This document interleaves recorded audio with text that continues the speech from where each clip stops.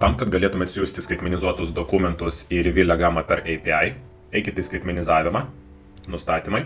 Čia pasirinkite Reveal gamą per API kaip savo buhalterinę programą ir žemiau rasite Reveal gamą API sąsajos nustatymus.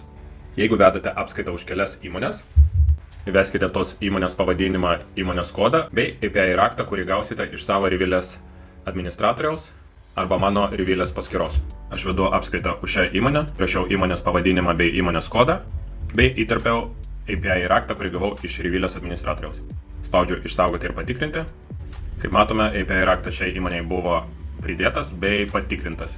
Einam į suvestinę bei patikrinam, ar eksportas veikia. DocScan'e prieš eksportuojant duomenis jūs turėsite pasirinkti kontrahentą iš šio sąrašo. Kaip atsimenat, mes pridėjom API raktą OB auksinis inkaras įmoniai. Tai jeigu pasirinksiu šią įmonę, pasirenku dokumentus, kuriuos noriu eksportuoti ir spaudžiu eksportuoti į Reveal gamą per API. Eksportas pradedamas.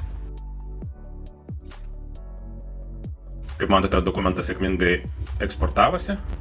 Pabandome eksportuoti kitos įmonės dokumentą, kuriai nepridėjom API raktą.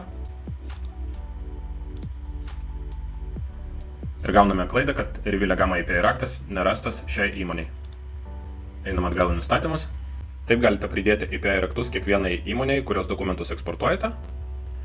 Arba jeigu vedate apskaitą tik už vieną įmonę, galite pasirinkti naudoti visoms įmonėms opciją. Kaip matot, nereikia vesti įmonės pavadinimą bei įmonės kodą. Tiesiog įrašom savo API raktą, spaudžiame išsaugoti ir patikrinti. Štai matote, atsirado kitas raktas skirtas visoms kitoms įmonėms. Eksportuojant dokumentus, sistema bandys surasti API raktą skirtą tik tai įmonei, kurios dokumentus eksportuojate. Jeigu tokio neras, tada bandys ieškoti API raktą skirtą visoms įmonėms. Jeigu ir tokio nėra, tada gausite klaidą ir dokumentai nebus eksportuoti.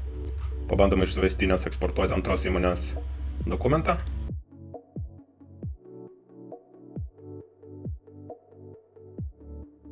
Ir dokumentas buvo sėkmingai eksportuotas per API raktą skirtą visoms kitoms įmonėms.